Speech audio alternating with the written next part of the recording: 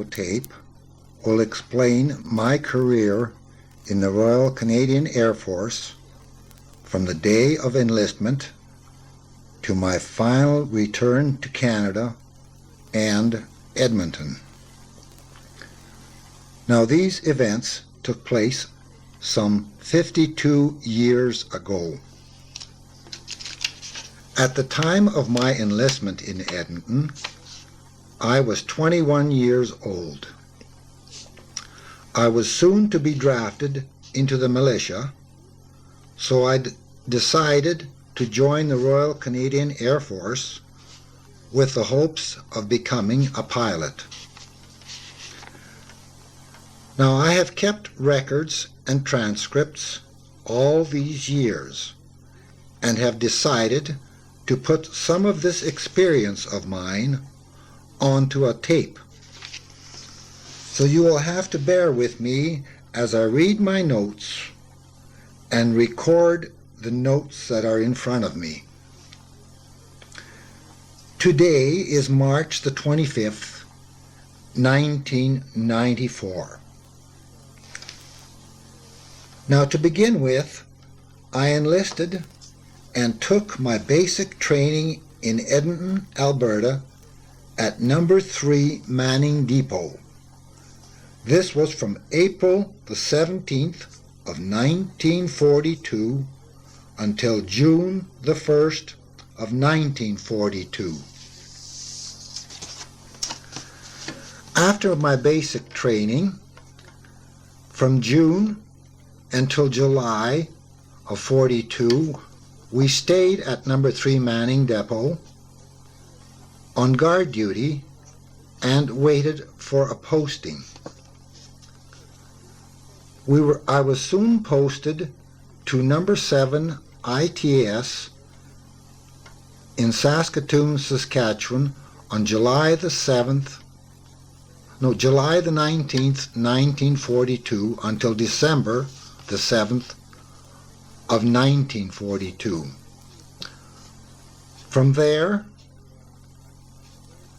I went to train at number 2 Bombing and Gunnery School at Mossbank, Saskatchewan. They said that they had enough pilots, so I opted out to become a bomb aimer. I was at Mossbank from December the 28th of 1942 until March the 7th of 1943. From there, I went to number 7 Air Observer School at Portage-la Prairie. From March the 9th of 1943 until April the 30th of 1943, where I completed my training and received my air bomber's wings at Portage-la Prairie. After a short holiday, I reported to number Y Depot at Halifax, Nova Scotia on May the 14th of 1943, waiting to go overseas. We went overseas on the Louis Pasteur and arrived in England. Now, my notes read that on June the 14th of 1943, I was stationed at number 10 AFU Dumfries, Scotland. From June until July the 10th of 1943. From there, I went to number 14 Operational Training Unit at Cottesmore in England. From July the 11th of 43 until July the 31st of 43. From there, I went over to husband's Bosworth, which is in England, in August the 14th of 43 until September of 43. Again, we moved, and we were still with number 14th Operational Training Unit. We moved to Market Harborough on September the 16th of 43 until October of 43. Another move to a Royal Air Force Station, Scampton, on November the 5th of 43 until the 30th of November. From there, I was posted to 1660 CU Swinderby, 1st of December of 43 until January of 44. From there, I went to number 1668 Syerston, which is number 5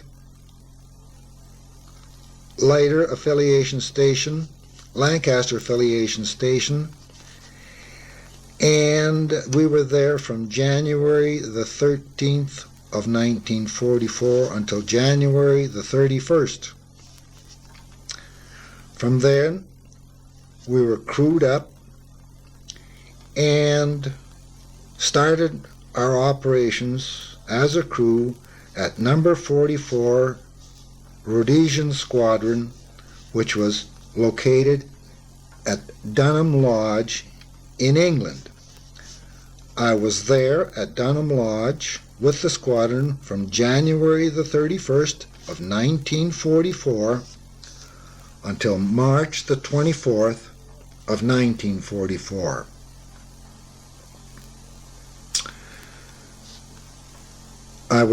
We were shot down over Holland on the night of March the 25th of 44, and I've evaded there in Holland until April the 8th of 1945. April the 13th in 1945, I was repatriated back to England, and I stayed there until May the 14th of 45. I arrived in Canada on May the 22nd of 45, and I came home on the 28th of May in 1945. I received my discharge at Calgary on August the 8th of 1945. Now, some of the operations that we completed were Leipzig, which was in February the 19th and the 20th. Now, these were in 44. Stuttgart, February the 20th and the 21st. Schweinfurt, February the 24th and 25th. This was an early return. I will explain more later. We bombed Augsburg on February the 25th. And then we also bombed Stuttgart on March the 1st. Now, these raids were done with my original pilot officer Charlesworth and our regular crew. On March the 24th of 1944,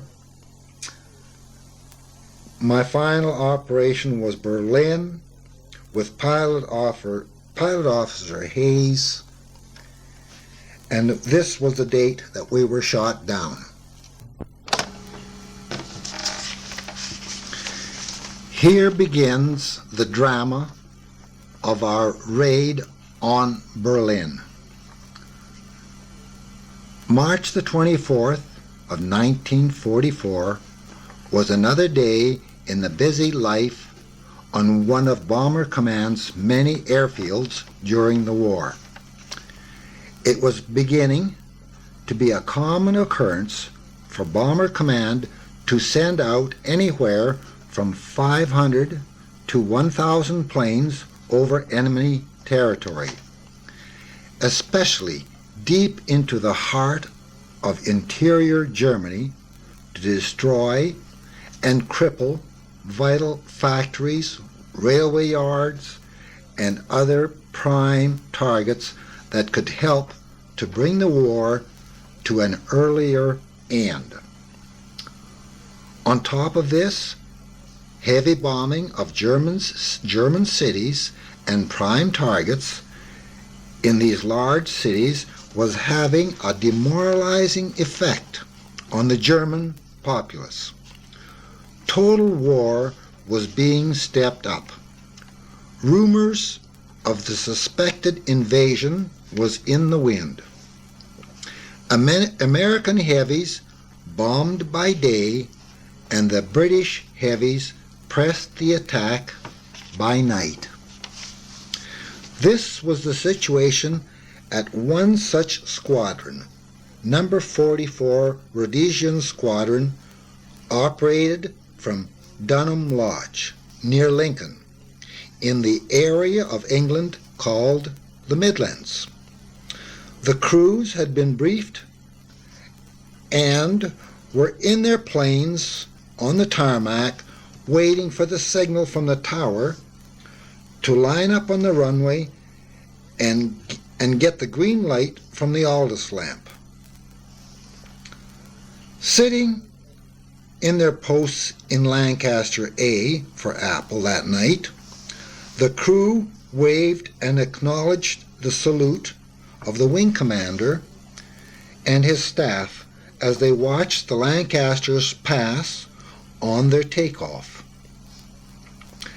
Pilot Officer Hayes was at the controls, and beside him sat his flight engineer. Now, Ken Radcliffe, a Canadian from Rivers, Manitoba, was the mid-upper gunner. W. Perrier was the rear gunner. And in the front of the plane, laying in the bomb aimer's compartment, was another Canadian from Edmonton called Mike Fedoruk.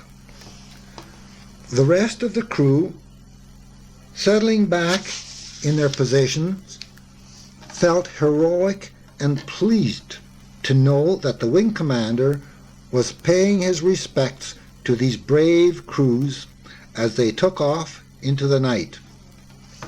The target was Berlin, the capital of Germany, and tonight the men on this mission were eager to press the attack. Lancaster A, my aircraft, droned into the night, well aware that there were hundreds of similar craft in the vicinity, spaced at different time intervals and separate altitude formations, tracking on a set route to Berlin. Our night vision had come to us from the constant darkness, and the crew was alert to spot any nearby friendly aircraft so that we could keep our distance and not collide with one another. You could see aircraft all around, and this made one secure and fortified. It was the unseen planes that were the dangerous ones. In our plane, intercom chatter was kept to a minimum, except for the odd change of course by the navigator and the occasional checks of the crew by the captain. All was going well on the first leg of the mission. Lying in the bomb aimer's compartment and gazing out and below through the dark plexiglass nose, I had begun to think that here I was flying with a strange crew for the first time. I had better make a good impression of an account of myself on this trip. We all have to work as a team, a well-trained team, and that I had better hold up my end of the mission, to prang the target on the one and only approach. The last time our crew had flown together was on March the 14th, a short 1-hour night training flight where it was my job to try and drop a stick of 6 bombs at high level altitude. Our original crew, the ones that I had trained with together and later went on operations as a team, consisted of the following men. I call them men, even if only one of us was married, because the job that we were doing was men's work. We were a young crew. Captain and pilot of the crew was Pilot Officer Charlesworth from out of Wolverhampton, England. He had taken his pilot's course here in Canada on the prairies and then returned to England to select his crew. The engineer, by the name of Ken Jeffries, was also English, as well as Ronnie Hill, the navigator, and he was from out of Hounslow in London. Alan Miles, the wireless operator, came from Liverpool. John Evans, the rear gunner, was a newly married airman. He made his home in Swansea, Wales. The 2 Canadians on the crew was the mid-upper gunner from Theodore, Saskatchewan, by the name of Melvin Bernard, and myself, the bomb aimer and front gunner, Mike Fedoruk, out of Edmonton, Alberta. We were a well-mixed crew. You might call it a League of Nations, but so were a lot of the other crews made up in this way. Well, as tough luck would have it, our pilot, Charlie, had come down with the German measles, of all times, and during the war at that, against Germany. And just previously to this, our mid-upper gunner, Melvin, had been operated on his appendix. The crew were stunned, and so was Charlie, the pilot. We played a waiting game until the next operation. Letters were written home to our families and sweethearts. We drank bitters and ale in the local pubs to wish Charlie a speedy recovery from the German measles. And time dragged on. The weather was clearing up, and Top Command had planned another massive raid on Germany for the night of March the 24th. Crews were gathering up and were told to stand by. Other outfits that were short on crews were to be teamed up, and this is how it happened that Mike from Charlie's crew had been selected to fill in a spot for another sick bomb aimer on A for Apple Lancaster. If there was an aircraft not filled, it meant one less bomber over the target area. It so happened that Pilot Officer Dunn had a bad cold, and the medical man grounded him from this mission. Dunn asked if I would take his place on his aircraft and fill the team. I had accepted the permission and was granted by the pilot and all concerned. This meant that now I could catch up to my pilot and even up on our missions. for he had gone out on an earlier mission as second pilot to get the feel of things and some needed experience as a captain on this first trip of his. That is how I happened to be on this mission as I watched the ground below from 22,000 feet and heading for Berlin. Every now and then we could see the odd explosion on the ground, followed by the lighting up of a long rectangular track of burning incendiary sticks.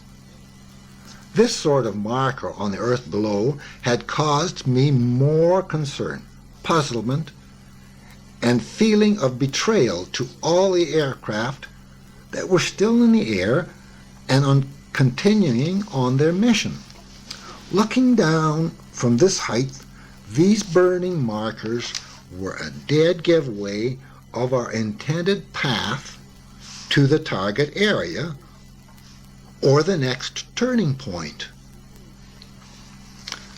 Any smart enemy fighter pilot could approach these illuminated areas, circle above and seek out our bombers that were steadily following the flight paths at precise time intervals and altitudes. We were told and suspected that some pilots had trouble with their aircraft. Either they were attacked, had engine trouble, or experienced some other misfortune causing the pilot to jettison his bomb load in the emergency and not realizing that he should have altered course first. Yes, these burning markers annoyed the crews that were still in the air to no end, and it caused me to swear under my breath many a time.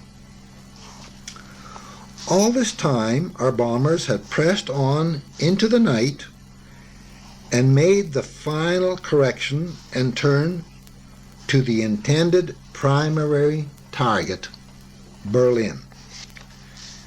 Chatter in our aircraft had settled down to the mere necessary commands and instructions.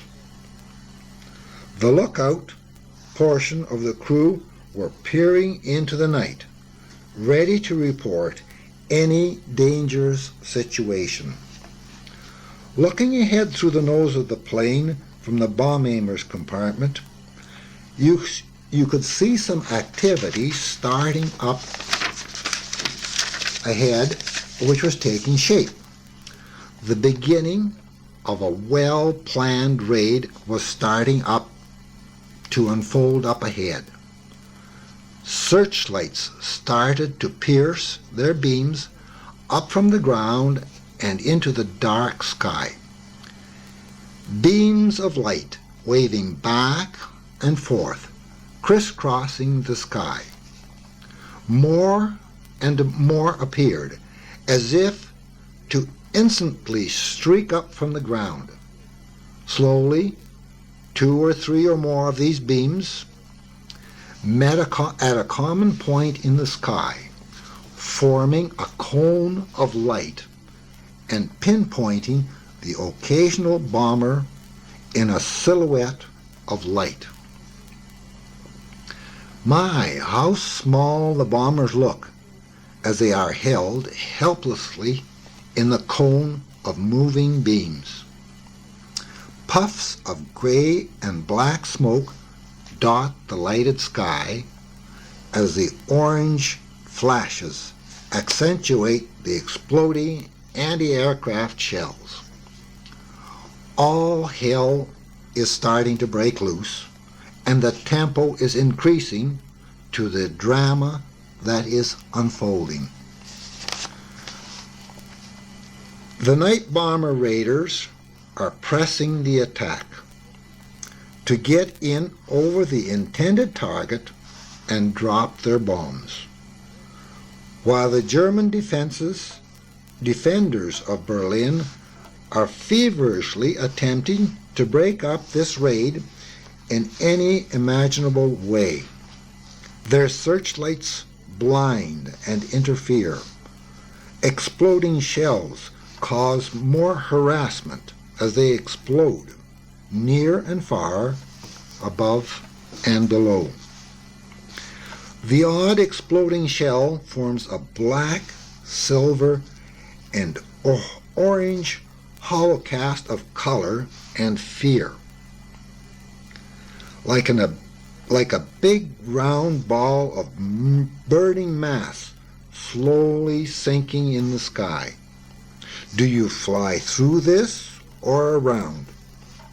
You constantly watch out for collisions with your own aircraft, and at the same time a careful watch for night fighters from up above or below or behind. Exciting?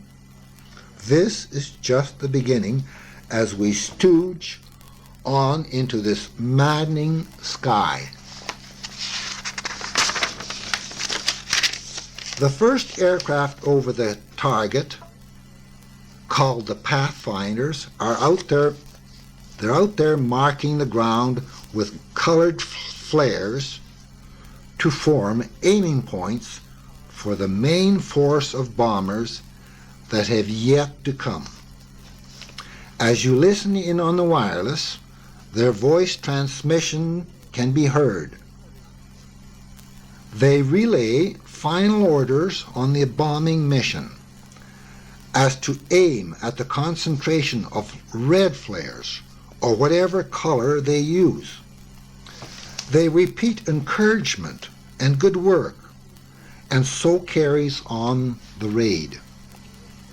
All hell has broken loose, and our time over the target is slowly coming up. Slowly, we seem to creep up on the burning, exploding mass below. The searchlights seem to be disorganized, and there's less of them. The ground fire also seems to have slowed down.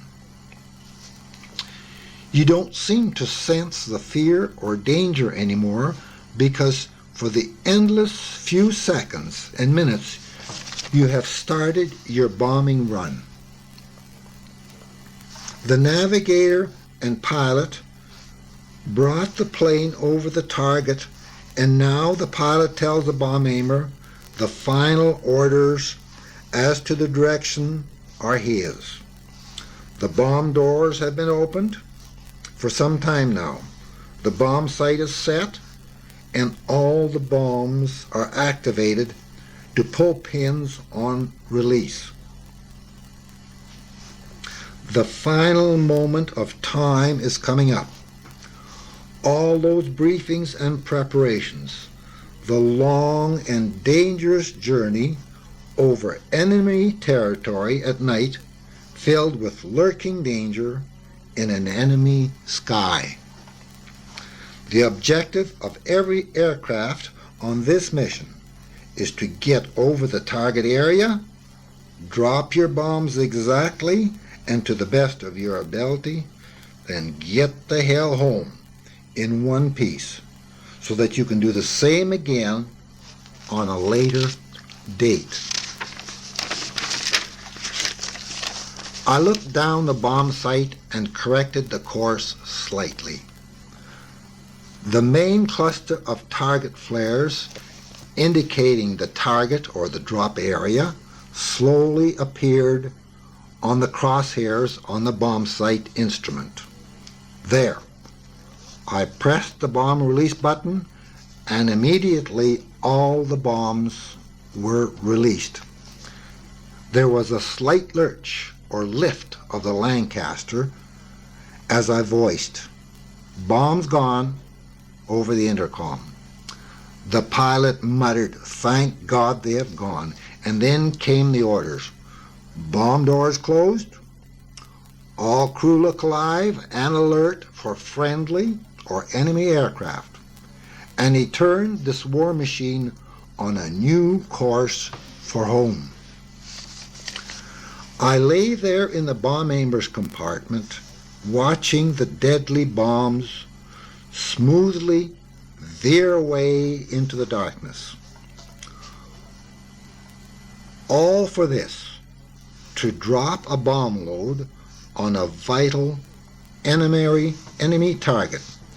We dropped something like 9,360 pounds of payload. This included one 4,000-pound bomb we called a Cookie, 750 4-pound incendiaries, 16 30-pound bombs, and 48 30-pound bombs, plus extra hardware. The blockbuster, the 4,000-pounder, was to create heavy damage. The 30-pounders were to create some more splintering damage. And then the incendiaries were supposed to set fire to the area. On predetermined time of explosion and fire, a phosphorus bomb was also dropped to explode in the air as a camera photographed the area of impact from our aircraft. These pictures would prove that the aircraft was over the target area and could ascertain the damage caused by our crew as well as the rest of the force. Berlin had been bombed. Some 500 aircraft made this mission tonight and repeated the process just described. The next course of action was to head for England along predetermined routes and time intervals. Half the fun, the fear, the risk, the unknown was over. It is now the time to bring the aircraft and crew back to home base. Pilot in command, navigator and wires operator plotting and checking an accurate course for home, while the rest of the crew searched the darkened sky for trouble. Excited, but silently, we cruise along and maintain our speed to stay with the flow of the main force. This is another necessary must. Stay together. Watch for aircraft in trouble. Report and plot any aircraft or fire or going down, or aircrew bailing out if you can see them. Behind is a scene of ruin, fires, explosions, anti-aircraft fire, and wandering searchlights all over the area. Black and silhouetted bombers dot the glow in the darkened sky. It's awesome, it's incredible, and all you can do is watch and wait as everybody is jockeying into position to go home. In our aircraft, the chatter is at a minimum. Just the necessary conversation, and now the Ruhr Valley is approaching ahead. I informed the pilot that we must be off course because there is a heavily defended area up ahead, and we should be farther north.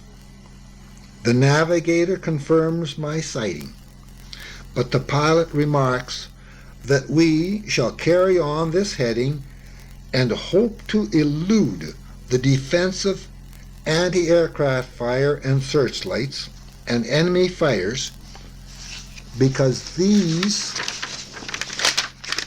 obstacles will be concentrated on the other aircraft ahead, so we proceed using a mild evasive action of the plane. This consists of a slow dive and bank to the right, followed by a slow bank and climb to the left, then repeating the procedure. All available crew scan the sky. Ahead, a plane is on fire and blows up. It's a shock to us all. This is trouble, and we are heading into the action. No sign of fighters, just searchlights. Slowly, a beam picks us up, and then another and another till we are coned by searchlights. We go into a violent, evasive action to avoid the exploding shells and flak with the intention of eluding the searchlight. This lasts for what seems like an eternity, but it's only a few minutes. We are blinded by the lights, and the pilot is getting tired. The crew is tense as we continue evasive action. Then, suddenly, the searchlights go out, and the flak stops bursting around us. We have run the risk and presume to be safe. The pilot relaxes and assumes a smooth course, a bad mistake. I try to regain my night vision as I scan the area below our aircraft. Suddenly, a burst of tracers arcs its way from below towards our plane. I holler for the skipper to dive to the right, fast. There was no response immediately, and now the bullets and tracers arced towards the left engines of the Lancaster. We were well hit on that first pass by the enemy fighter. Our engine was out, and the next one was on fire, burning hard and trailing flame. The engineer tried to extinguish the blaze with devices around the motor, to no avail. Partially out of control, the pilot struggled at the controls and asked the navigator for our approximate position. His reply, over the Ruhr and entering Holland. The burning plane became worse. We were like a flaming torch in the sky and in poor control. Explosion must be near, and the pilot ordered the crew to bail out immediately. There is a slight panic and commotion in the craft. The tail gunner cannot manipulate his turret controls to get out. I throw the door in the front of the nose escape hatch out. I put on my chest parachute, and seeing that the engineer is making his way down to this exit, I confirm the order. Bomb aimer bailing out. I remove my intercom cord and try jumping out the hatch. This does not work, and I remember the training orders to go head first. This I do, and in no time, as I jump out, there is a sense of floating, and I am free of the aircraft. Pull the ripcord, and there is a sudden flurry of cord and silk, followed by a sudden jerk, and then a swaying from below in a silken canopy of life-supporting lines. I am floating and slowly falling. My nose is bleeding. My chin is bruised. My earlobes are slightly torn, and I'm about 16,000 feet above the ground. No sign of the aircraft or any other parachutes in the area. Now this is a whole new experience and a different kind of survival. Parachuting to the enemy territory alone and at night. Looking down below, I could see a form of runway lights flashing on and off at intervals. Must be a runway for a German night fighter base down there. I do hope that my drift of the parachute does not take me down in this area. Looking up and all around, there is no sign of other parachutes or airplanes.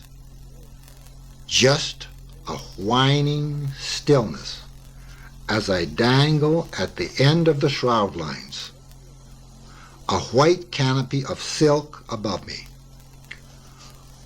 Occasionally, my movements in the harness cause me to swing like a pendulum, and this causes me to panic because the chute nearly collapses on one of my extreme outward swings.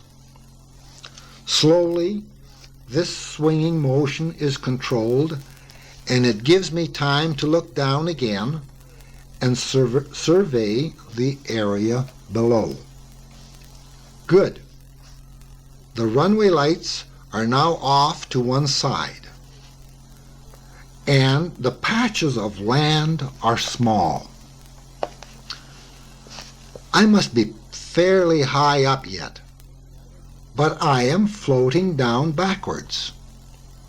And with this knowledge, I try to spin the canopy around by grabbing the lines of the chutes in the manner described. Left hand over to the right lines and hold.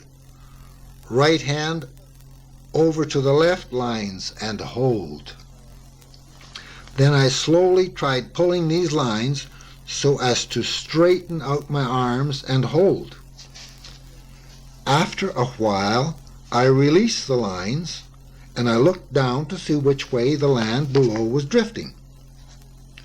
Still falling backwards, and the land patches are small. We'll try to correct the chute again, when bang, I hit the ground, hard with my feet, and just tumble over. All was still and silent. Just the shock of impact remains as my heart pounds fiercely from within.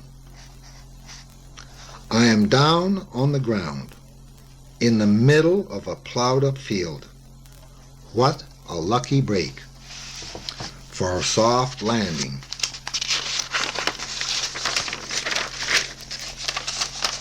It could have been a road, some trees, or water, or even a building.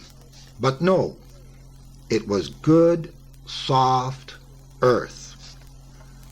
I gathered up the parachute slowly and looked around. Bushes to one side, so there I went. I crossed the fence and got lost in the underbrush.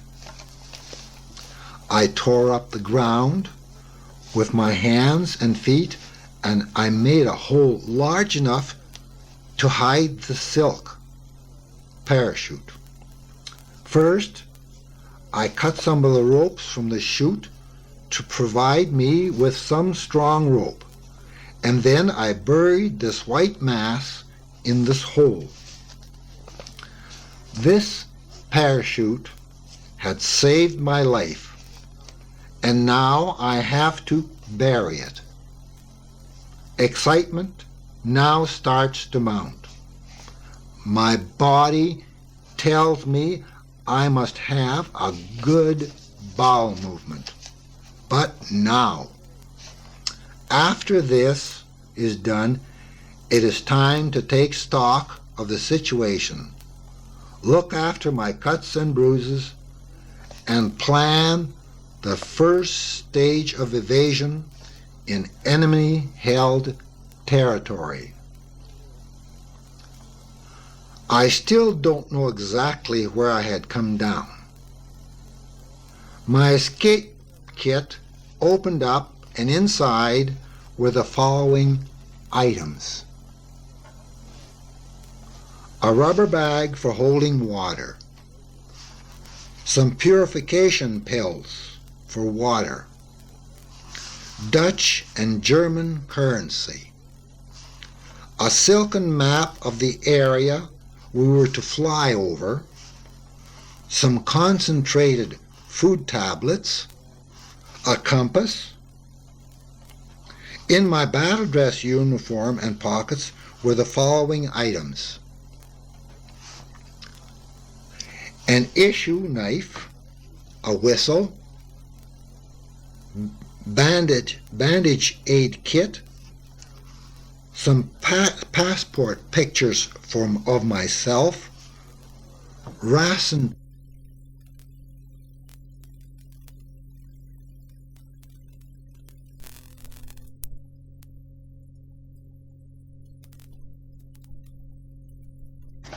As I was saying,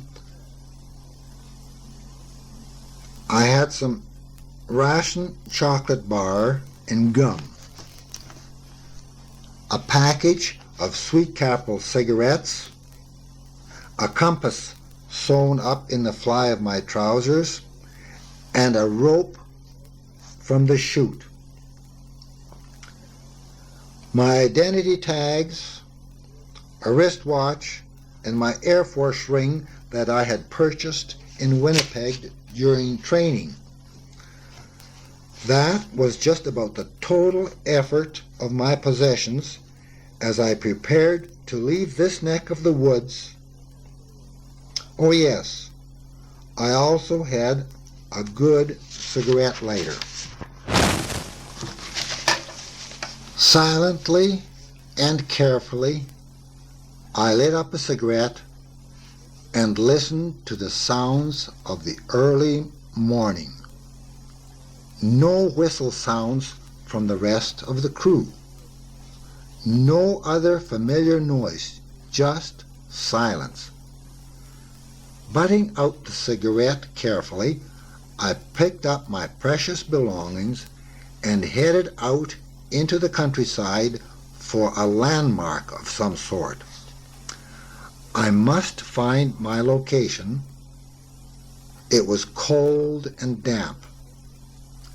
I stepped into a small water-filled ditch, crossed it, and went on. Soon a roadway appeared, and it was good to walk on its surface. Walking on this road took me right into a small village. No one was up and around.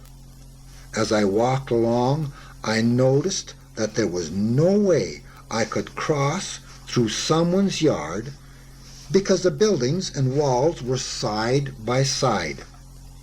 The odd dog barked harmlessly nearby as I nearly panicked to get off the street and out of this village and back into the countryside. It was starting to get light, and daybreak was near. Ahead loomed a crossroads and a sign reading Eindhoven, 15 kilometers. Tilburg, so many kilometers and turn out so far that way. At last I had a pinpoint for my map from which to spot my location. Hurrying up into the fields, I found a huge haystack, crawled up on top, and making myself a hole, I settled in there for the coming day. In no time, I was fast asleep.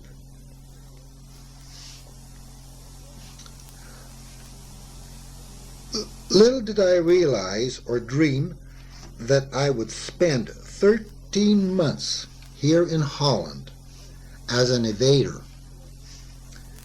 As a youngster in Alberta, we played cops and robbers, hide and seek, and other evasive games. Now these skills will be put to the test on a more serious basis. Spending the day on top of this haystack was a good idea. I could see all around and plan my next move. The odd flying German aircraft made me settle in a bit deeper in this hay. No sign of members of my crew, only the sight of the odd worker in the fields and some livestock. That evening it was time to move away to the south. Night travel was the best way. Being in aircrew uniform and with flying boots on was a dead giveaway as to my identity. Hurriedly, I moved along as it was rather chilly, cross-country, on small roads, and avoiding any small villages. I was getting tired, and I felt alone. I ate up my existing rations for energy and puffed at another cigarette. In some small bushes, I tried to get some rest and sleep, but it was too cold, so I decided to move along. Soon it was becoming daybreak, and I watched out for another hiding place. I stopped in a clearing beside a bush, and I surveyed the countryside. Ahead was a small farmyard, and so I decided to watch the yard for peaceful-looking farmers. I knew that I was in Holland and possibly could get help from local people. A girl came out of the yard on a bicycle and rode away. There was some local movement in the yard, nothing else.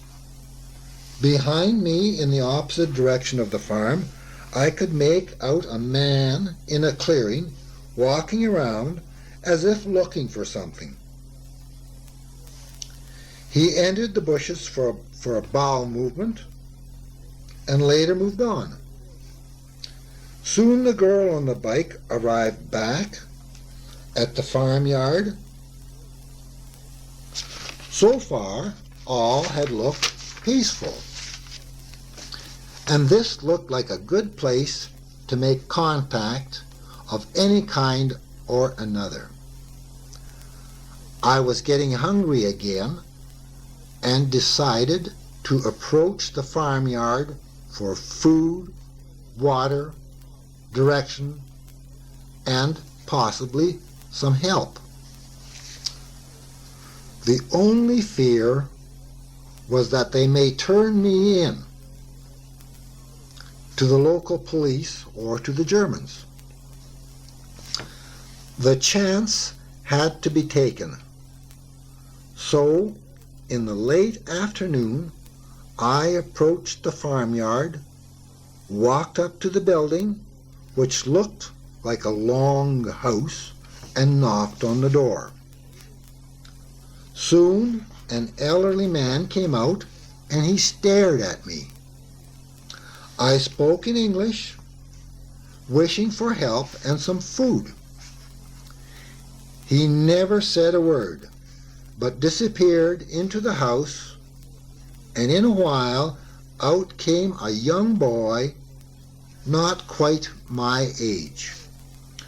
We both looked scared, and again I repeated my request and informed the fellow that I was an airman, Canadian, and was just recently shot down.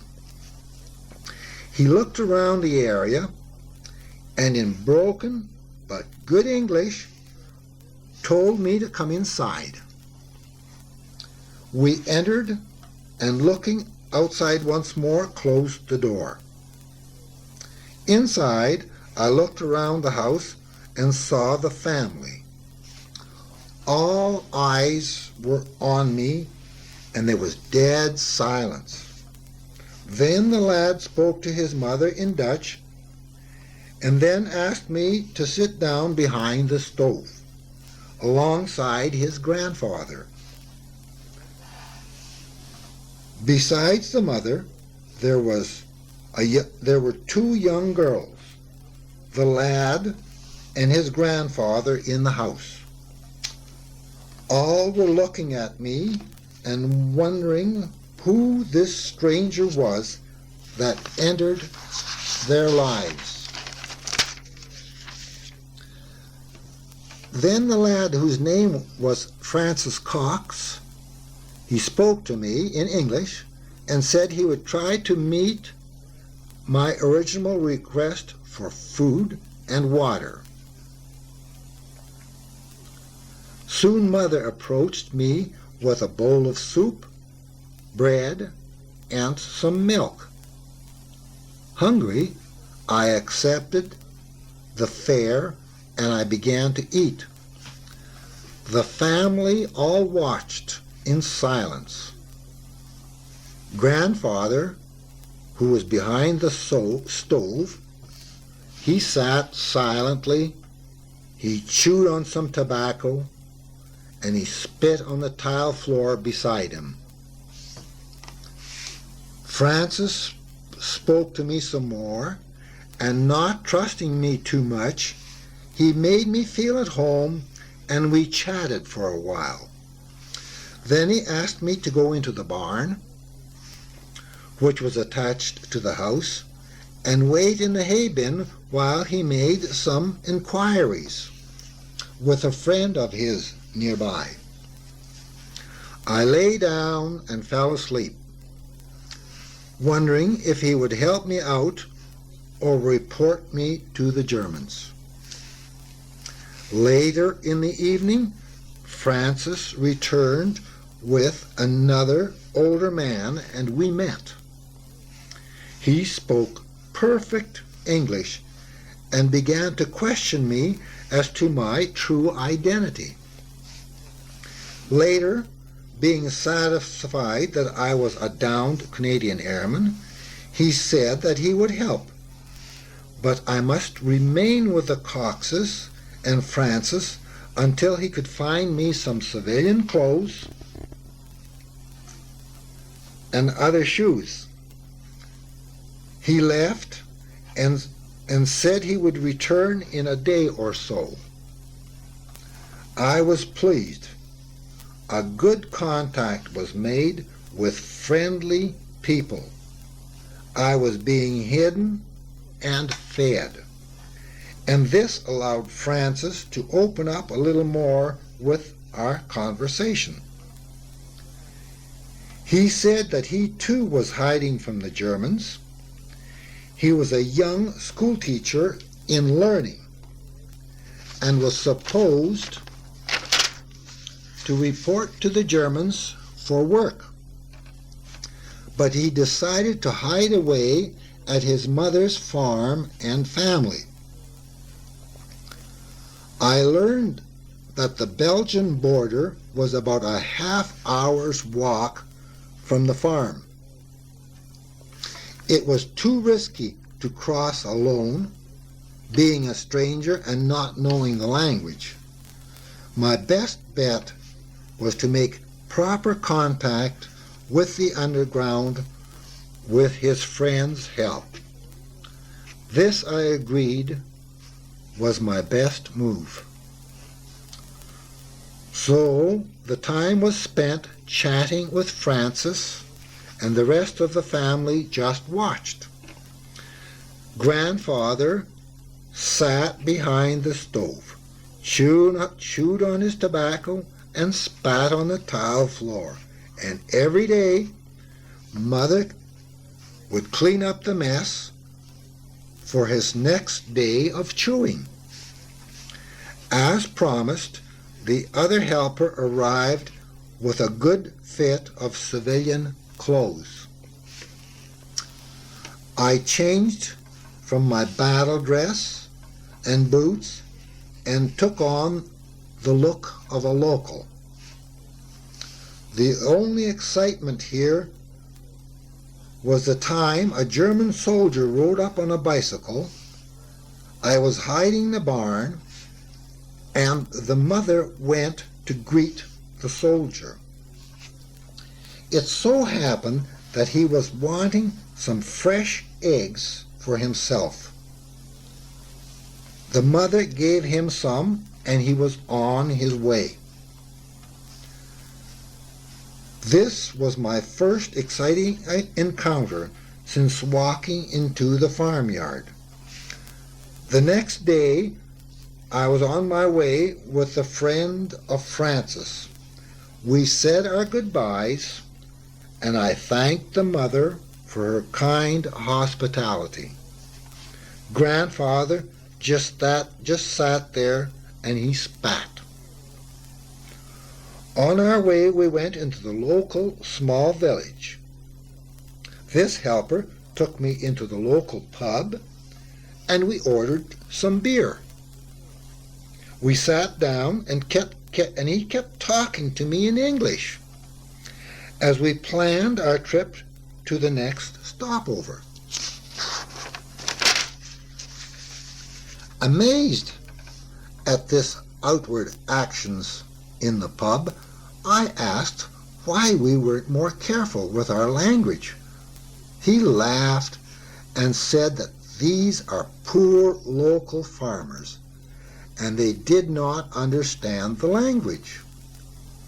Cheer up, and let's be on our way to your next place of hiding. We ambled out of the village to a secluded large house in the countryside. We entered the house, and who should greet me but a distinguished, mature man and an American airman by the name of Charlie Crook.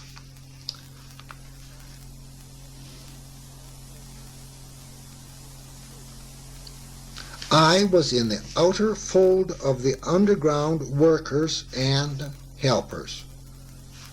Charles told me his story of his experiences, and I related him mine.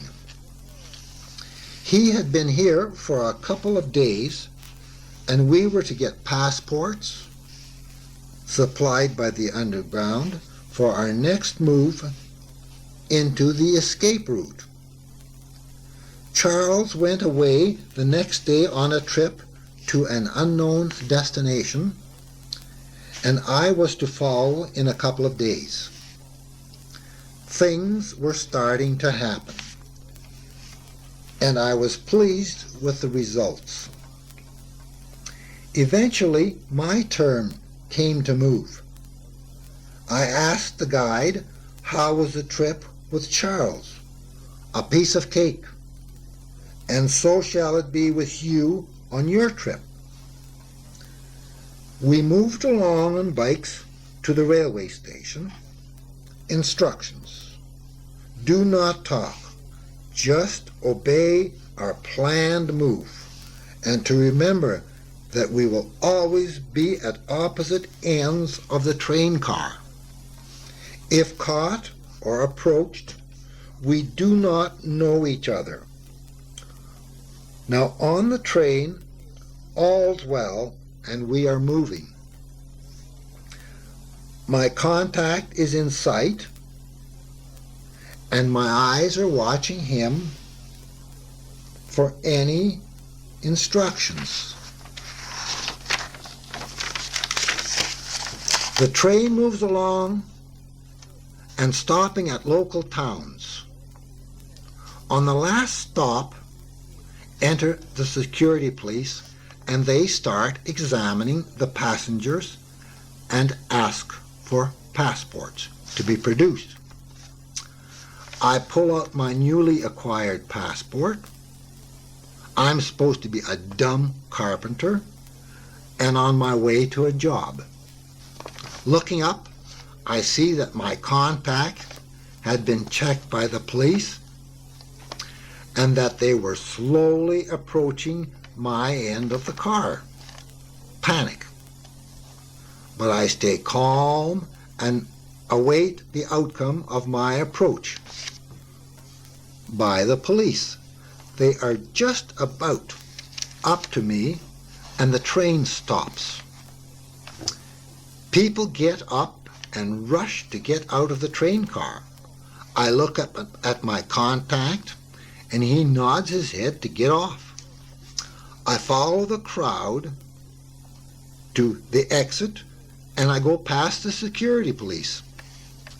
I get out into the station platform and murmur to myself, that was a close call. The train and the police soon moved away. I search for my companion on the railway station. Soldiers, people, and elderly security people all over the place. I look as if I know what I am doing and go to the end of the train looking for my agent. No luck.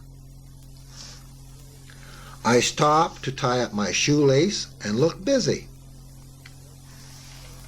Someone asks me for the time, and I gesture with my hands and play dumb.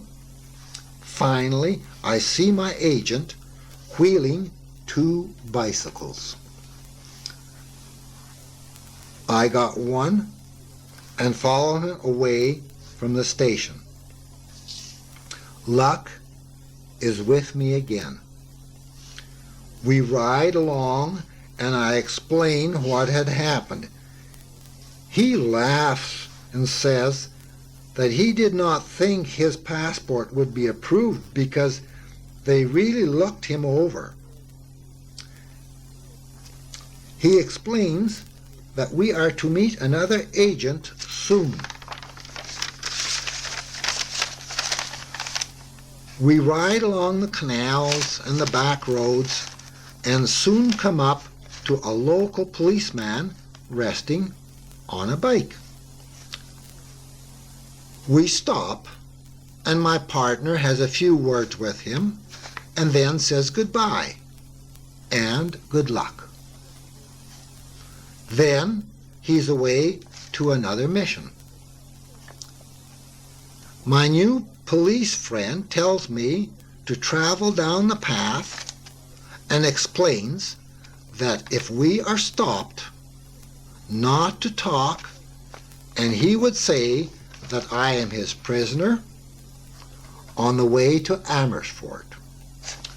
We ride on, and I agree to his instructions. We enter the town of Amersfoort, and he leads the way to his house.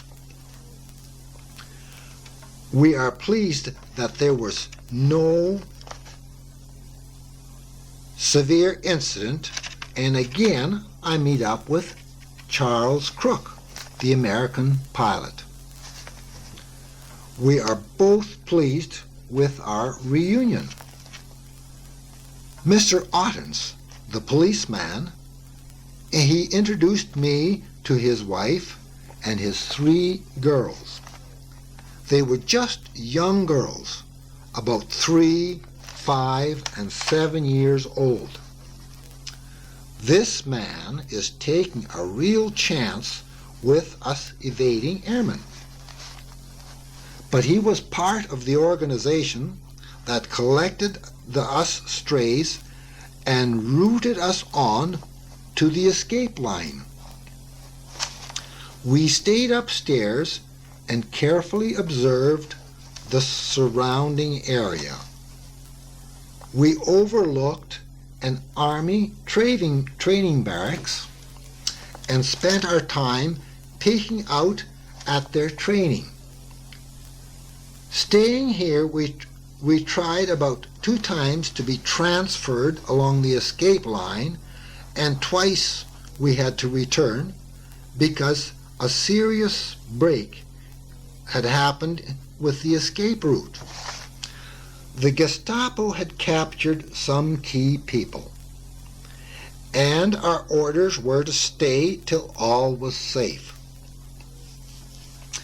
After work in the evenings, Mr. Ottens uncovered a hidden radio, and we would all listen in for the Dutch radio news. This went on for some weeks, and we were careful not to endanger the family.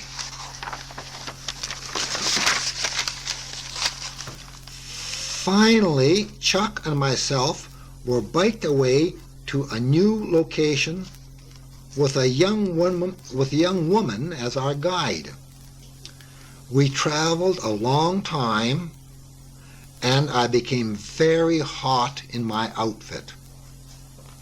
We ate some bad pork, and as I sweated and rode, my neck was irritated and a bad boil was forming on my neck. Also, my eyes were getting very pussy. What a sight I looked when we arrived at our new residence, the Johnson Clumps. They were operators of a drugstore. Here we stayed for some time, and slowly my infection healed. A doctor made me a visit, but he said that he was helpless because proper medication was not available. Here we stayed. We learned to play chess with the help from 2 of the older boys. Their names were Kees and Henk. There were also 2 young girls, the mother and father. All was going well at this hideout until Chuck started to get too friendly with the 2 girls. They consistently came to our room for a chat and to learn more about us strangers.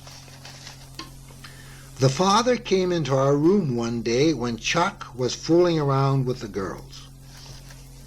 That was a no-no in their custom and hospitality, and in a few days we were on our way to another area and family that would take the risk of hiding us.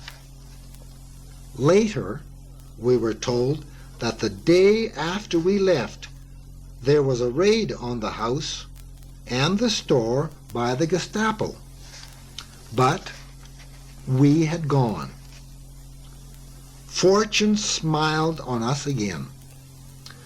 We learned to be more careful with our habits. We kept to ourselves, and we did not let any friends or neighbors or anybody see us. You see, people gossip an awful lot, and to know hidden airmen were being hidden had to be kept away from all friends and family. Each time we moved, the organization passed on ration coupons and money to the people that were to hide us. The escape route was in a shambles. Winter was soon approaching, and we were ordered to stay where we were billeted until further orders from the underground. We moved to Laren, Zutphen, with a large farm and family. Their name was the Kuslag family, farm number 44 out of Laren. Here we stayed and gradually met up with more airmen and Dutch people that had to go underground and hiding because of their previous activities. We all worked in the fields as laborers. We were fed, and we spent the winter at the farm. Oh yes, there was the odd excitement, the waiting, and exchange of experiences with other newfound friends in hidings. I proceeded to try to learn the language as a must, along with the knowledge of Ukrainian and high school French that I know. The Dutch language came easily. On this farm at Laren, the Kuslag family had boarded 6 shot-down airmen. There was 15 in the whole family, counting the old folks. And at one occasion, I have this picture of the group along with 4 other people. There was a Jewish Canadian, there was Charlie Crook, Larry Scott, Mike Fedoruk, an Englishman, and Eddie, another American, whom I met in Amersfoort at the Otten's residence.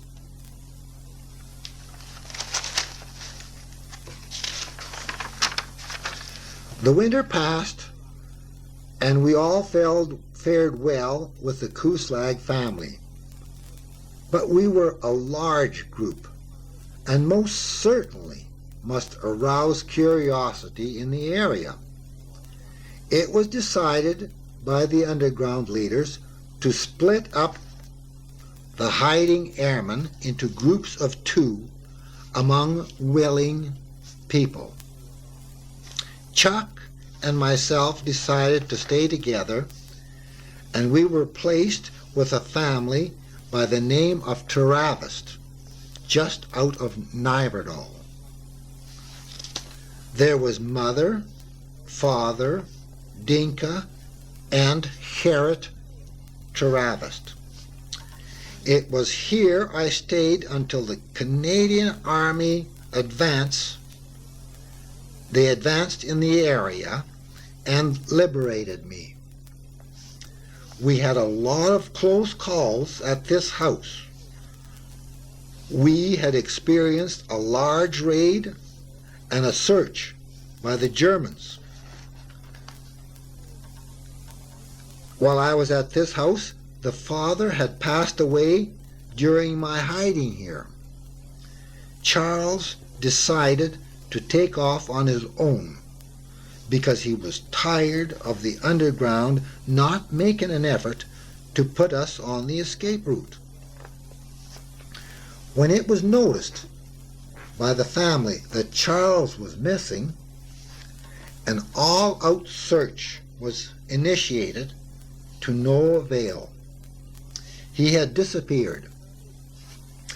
I was confronted by the underground and offered a choice. Stay put, or if I tried to leave, they had no choice but to shoot me, because I had too much knowledge of the helping people in my past, and my capture would endanger their lives. I promised to obey their rules.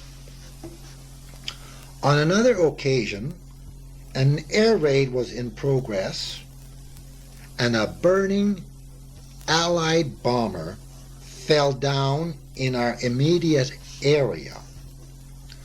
The blockbuster bomb on board exploded and caused an awful lot of damage to our house and the surrounding area.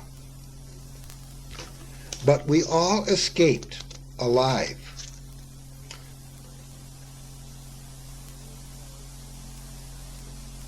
With cautious concealment, with this family, that I stayed until the countryside was liberated by the Canadian Army. My evasion in Holland started on the night of March the 24th, 1944, and it ended April the 8th of 1945. I was fortunate to survive the ordeal of evasion with the assistance of kind and daring Dutch people.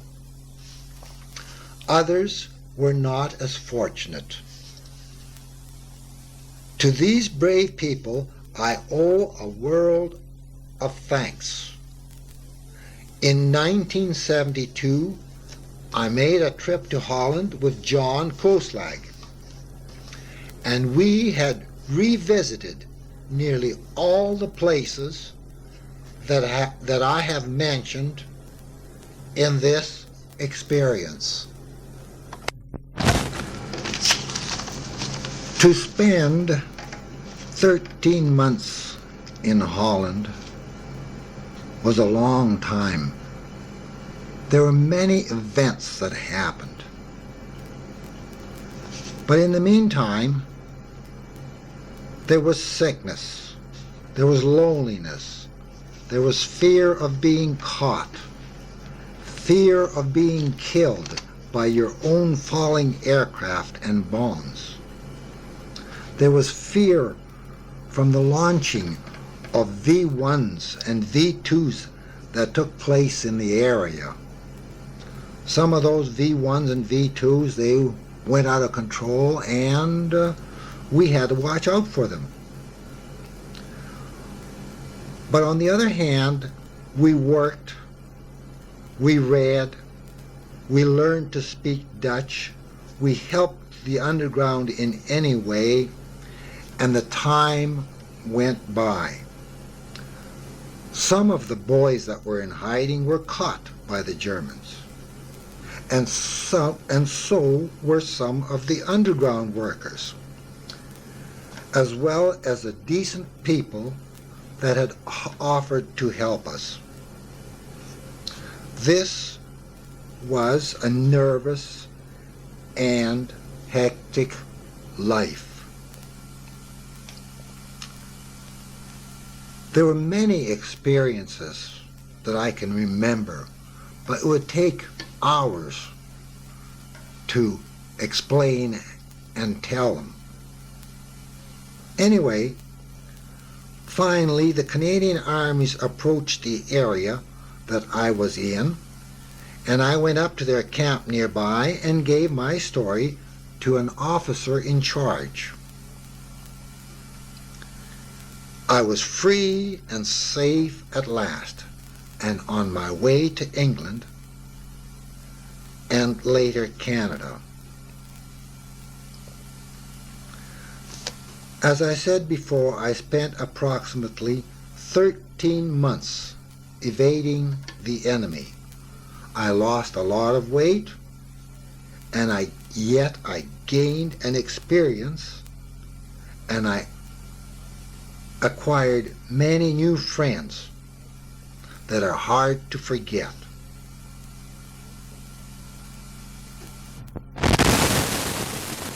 Remember me saying that I often wondered what had happened to the crew after I had bailed out? Well, I had no information on my crew until I had gotten back to England, and I was informed that the plane crashed and all the crew aboard were killed. The plane crashed just outside of Eindhoven, and the crew was buried there in the cemetery just out of Eindhoven at Wansel. I had visited that cemetery and I saw the gravestones of the crew that I was with. Later on, after about 50 years, I received a letter from a curious Dutchman wondering what had happened to the 7th crew member of that fatal crash. 6 of the airmen were accounted for, and he always wondered why and where and what happened to the 7th crew member. I will now relate this story and read his letter as I received it. Oh yes, I had forgotten to mention what had happened to my original pilot and crew of Pilot Officer Charlesworth. Well, it so happened that the bomb aimer that I took the place of, by the name of Pilot Officer Dunn, he joined my crew, and on the first mission that they went on with my crew over Berlin, their aircraft was shot to pieces over Berlin, and Mr. Dunn, who was the bomb aimer, parachuted to Earth by a miracle and was a prisoner of war. When I had returned to England, I met Mr. Dunn in England, and we both exchanged our experiences, and it was a miracle that from these 2 crews, the only ones to survive were the bomb aimers.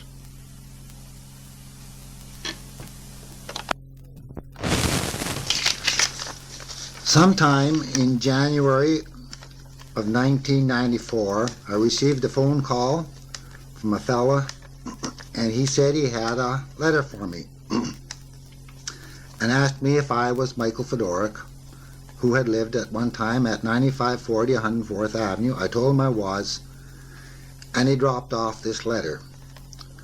The envelope address stated, "To the present inhabitant from this house, 49 years ago, Mr. Michael Fedoruk was living here at 9540 104th Avenue, Edmonton, Alberta." This letter was intended from me, and it was from Louis Jansen from Geldrop, Netherlands, North Brabant. And it says, it concerns R159150 Flight Sergeant Michael Fedoruk, Canadian. Dear Sir, I am a member of a study group, Luchtoorlog 1940-45, study group Air War 1940-45 in Leiden, Netherlands. Head of our study group is Colonel de Jong of Clue. Within this group I am describing all data about all the crashes in the Noord Brabant.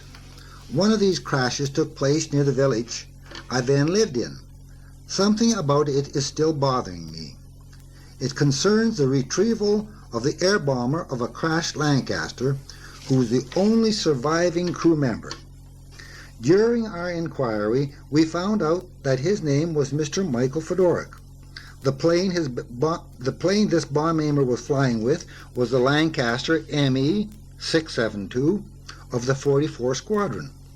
This was just before the last RAF raid on Berlin in the night of 24 or 25 of March 1944. Hit either by anti-aircraft gunfire or by a night fighter, the plane crashed between 200 hours and 330 hours burning in the woods near De Ven de Falaise in Lahameerd, North Brabant, Netherlands, and exploded. That morning, I, as a citizen of the village then, was one of the first who reached the place the plane had crashed. In that crash, the following men died. Regimental numbers, so-and-so Sergeant M.J. Ella, Flight Engineer, RAF, age 20. Regimental number so-and-so, Pilot Officer B.M. Hayes, Pilot, RAF, age 26. Sergeant, Welfare Navigator, RAF, age 20. Sergeant W. Walker, Wireless Operator, Air Gunner, RAF, age 21. Sergeant W. G. Perrier, Tail Gunner, RAF, age 22. These were all buried at Eindhoven General Cemetery. Mr. Sergeant K. L. Radcliffe, Air Gunner, RCAF, age 19. He's buried at the Canadian War Cemetery, Goosebreek, Netherlands. The 7th crew member, Flight Sergeant Michael Fedoruk, has spoken to a farmer in Lahameerd who showed him the way. He must, however, have been taken prisoner of war by the Germans. Now, I would like to get the answers to the following questions. Is Michael Fedoruk still alive? And if so, how can I contact him? Is it possible to get a copy of a photo of the crew and their plane, the Lancaster ME-672? Can I put an ad in your magazine for this, and if so, on what conditions?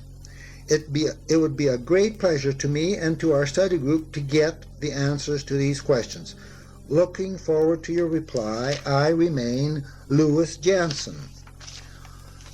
And on the other side of the letter it says, Dear Sir, your address is for me the last known address of Mr. Mike Fedoruk. In the year 1945, he was in the RAF service since the 17th of April, 1942, and in peacetime his profession was a student. When he is in his life, he must be 73 years old because his date of birth was August the 29th, 1921. It is very good possible that you are not Mr. Fedoruk himself, and that you don't know anything from him. Please excuse me then. Perhaps I may ask you in spite of this, that to help me.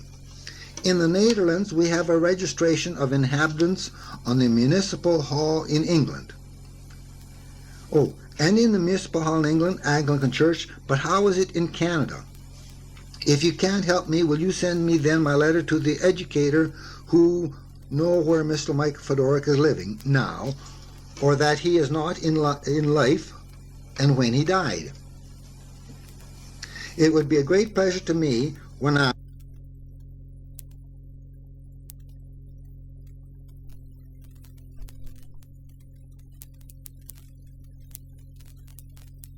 tape will explain my career